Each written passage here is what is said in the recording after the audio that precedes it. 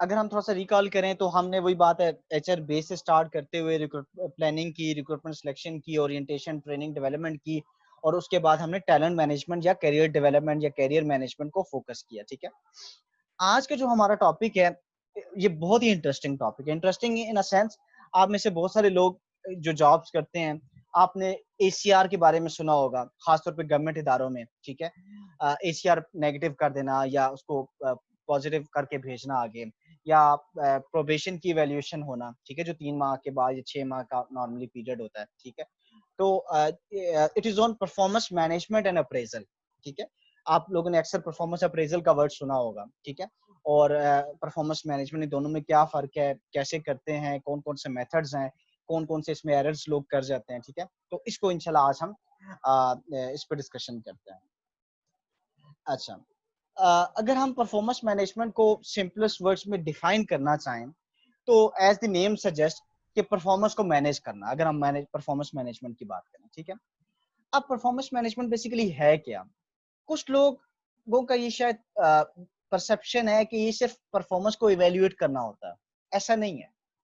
सिर्फ performance evaluate करना it is one of the function of performance management, कि कैसा जा रहा है बंदा, ठीक जा रहा है, गलत जा रहा है। ठीक है, अपने गोल्स अचीव कर रहा है या नहीं कर रहा, वो तो ठीक है, वो इवेल्यूशन है। लेकिन परफॉर्मेंस मैनेजमेंट में और भी चीजें हैं। लाइक आप सबसे पहले एक क्राइटेरिया सेट करते हो, उस क्राइटेरिया की बेस पे उसकी परफॉर्मेंस को मेजर या इवेल्युएट करते हो।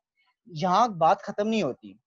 आप जो डेफिशिएंसीज आती हैं उनको इंप्रूव करने की कोशिश करते हो, कि जहां जहां पे वो वीक था। फॉर एग्जांपल, मैंने आपकी प्रेजेंटेशन ली और लेट्स सपोज आकाश ने प्रेजेंटेशन सही नहीं दी, लेट्स सपोज। ठीक है, तो मैं इसे गाइड करूंगा कि यार आपने आई कांटेक्ट नहीं मेंटेन किया, या आपकी आवाज बड़ी स्लो थी, मतलब मध्यम थी।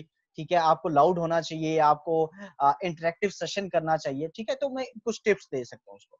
इसी तरह हर एम्प्लॉय को जहां पे वो लैग कर रहा होता है, आप उसे गाइड करते हो कि कैसे आपने परफॉर्मेंस को इम्प्रूव करना है। ठीक है, 1-to-1 सेशन में। ठीक है, और फिर यहाँ पे बात नहीं खत्म हुई, आपने इंप्रूवमेंट के साथ साथ रिवार्ड भी करना है। रिवार्ड हम किसको करेंगे? जो अच्छा परफॉर्म कर रहा होगा थ्रू आउट अ ईयर, तो हम उसको बेनिफिट्स देंगे। ठीक है, उसको मोटिवेट करने के लिए।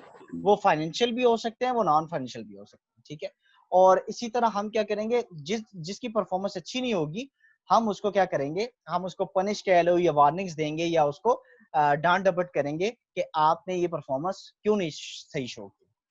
तो परफॉर्मेंस मैनेजमेंट क्लियर है क्या होती है?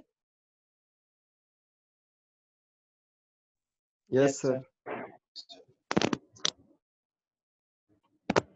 ठीक हो गया। ठीक है, अच्छा, तो कोई पूछे आपसे तो आप ये कह सकते हो कि हम आइडेंटिफाई करते हैं या हम क्राइटेरिया सेट करते हैं, उसके बाद हम परफॉर्मेंस को एक्चुअल में इवेल्युएट करते हैं कि बंदा खड़ा कहाँ पे, स्टैंड कहाँ कर रहा है। फिर जब हमें पता चल जाता है तो हम क्या करते हैं, अगर तो वो ठीक जा रहा है फिर तो वेल एंड गुड, हम उसको मेंटेन करने की कोशिश करते हैं। लेकिन अगर वो ठीक नहीं जा रहा तो हम उसकी परफॉर्मेंस की डेफिशिएंसी या वीक एरियाज को हाईलाइट करते हैं और उसे फीडबैक देते हैं, कंस्ट्रक्टिव फीडबैक, कि तुम इस एरिया को ठीक करो। और फिर वो जब वो ठीक करता है या सही जा रहा होता है तो हम उसको रिवार्ड करते हैं या पनिश करते हैं। ठीक है, तो this is all about the performance management. ठीक है, ऐसे परफॉर्मेंस को आप मैनेज करते हो। ठीक है, अच्छा, थोड़ा सा आगे हम चलते हैं। ये थोड़ा सा परफॉर्मेंस मैनेजमेंट का लिंकेज है। लिंकेज इन अ सेंस वही बात है कि आपने पहले क्राइटेरिया सेट किया, आपकी कोशिश यही होती है कि इंडिविजुअल की परफॉर्मेंस बढ़े, क्योंकि एक एम्प्लॉय की अगर परफॉर्मेंस बढ़ेगी तो कंपनी की परफॉर्मेंस बढ़ेगी। ठीक है, in terms of targets, in terms of financial position, in terms of revenue, financial stability. ठीक है, तो ये सारी चीजें कंपनी की लिंक होती हैं एम्प्लॉय की परफॉर्मेंस से। अगर एम्प्लॉयज ही ना हो, एक बात है, तो कंपनी की परफॉर्मेंस कैसे बढ़ेगी? ठीक है, काम कौन करेगा? ठीक है, तो ये इसलिए एम्प्लॉय तगड़ा होना बहुत जरूरी है, तब जाके आपकी ओवरऑल परफॉर्मेंस बढ़ती है। ठीक है, अच्छा, फिर उसके बाद क्या है कि इसके परफॉर्मेंस मैनेजमेंट की आउटकम्स क्या होती हैं, कि जब आपने ये सारा कुछ कर लिया ना, लाइक इवेल्युएट कर लिया, इंप्रूव कर लिया, रिवार्ड कर लिया, तो फिर आपकी कुछ आगे एचआर की ड्यूटीज होती हैं जो उसे करनी पड़ती हैं। जो अच्छा जा रहा है उसका पे रेज आपने करना है, यानी कि इंक्रीमेंट्स लगाने हैं, उसकी तनख्वाह में इजाफा करना है। ठीक है, उसको और कोई अगर आपने प्रमोशन उसकी करनी है, बनती है ड्यू, तो वो आप करोगे। अगर उसको मजीद ट्रेनिंग की जरूरत है, उसकी मजीद स्किल्स को पॉलिश करने के लिए, तो एचआर आइडेंटिफाई करेगा कि कौन से एरिया में उसको जरूरत है और वो फिर उसके लिए ट्रेनिंग कंडक्ट करवाएगा। ठीक है, डिसिप्लिनरी एक्शंस होते हैं कि अगर कोई ठीक नहीं जा रहा, मतलब उसको वार्निंग्स आप इशू करते हो, फिर उसको आप शो कॉज नोटिस भी इशू करते हो, ठीक है, या चार्जशीट उसको थमाते हो कि भाई रिस्पॉन्ड करो ये आपने क्या किया, ठीक है, या जैसे नैब इंक्वायरीज बुलाता रहता है ना लोगों को कि या ये बताओ फलाना पैसा कहाँ से आया, या अगर किसी ने कोई इस तरह की किसी एक्टिविटी में इन्वॉल्व रहा तो आप उसके खिलाफ डिसिप्लिनरी एक्शंस लेते हो। ठीक है, तो ये बेसिकली प्राइमरीली पर्पस होता है परफॉर्मेंस मैनेजमेंट का। ठीक है, थोड़ा सा आगे हम चलते हैं। तो now there is a difference between performance appraisal and the performance management. अक्सर लोग कहते हैं दोनों एक चीजें, ये एक चीजें नहीं है। कोई स्लाइड से रीड करके अंडरस्टैंड करके डिफरेंस बता सकते हैं मुझे कि परफॉर्मेंस अप्रेजल और मैनेजमेंट में क्या फर्क है?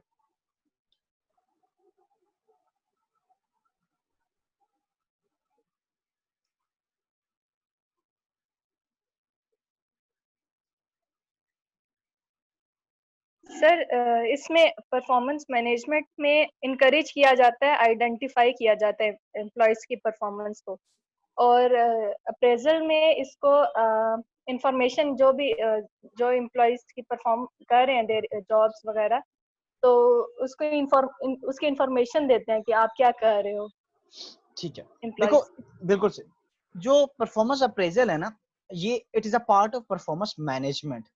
ऐसे ही समझ लो परफॉर्मेंस मैनेजमेंट एक अम्ब्रेला है और अप्रेजल उसके अंदर आता है। ठीक है, अब देखो अगर आप परफॉर्मेंस अप्रेजल को पढ़ो या सिंपलेस्ट वर्ड्स में अंडरस्टैंड करने की कोशिश करो, it is the process of evaluate करना कि एक बंदा अपनी ड्यूटीज को कितने अच्छे तरीके से या ऐसे तरीके से निभा रहा है।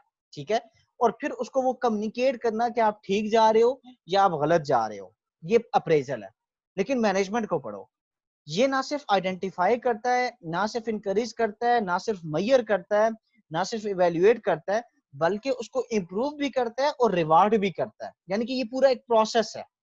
ठीक है, तो appraisal is only about the evaluation and then communication. लेकिन मैनेजमेंट में आपने क्राइटेरिया सेट किया, इवेल्युएट किया, उसको इम्प्रूव किया, उसको रिवार्ड किया, ये सारी एक्टिविटीज मैनेजमेंट का हिस्सा है। ठीक है, तो इवेल्युएशन जो है अप्रेजल वो परफॉर्मेंस मैनेजमेंट के अंदर ही आ जाता है। Is it okay? Difference clear हुआ आपको?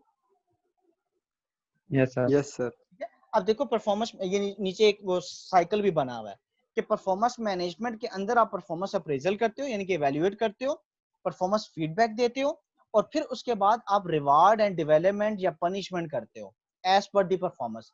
अच्छा जा रहा हुआ तो प्रमोशन भी हो जाएगी, इंक्रीमेंट भी लग जाएगा, बेनिफिट्स भी ऐड हो जाएंगे, क्या पता गाड़ी मिल जाए, क्या पता मोबाइल अलाउंस मिल जाए, बहुत सारे बेनिफिट्स होते हैं, हम नेक्स्ट मॉड्यूल में वो कवर करेंगे। ठीक है, तो क्या पर्सन बेनिफिट्स मिलते हैं।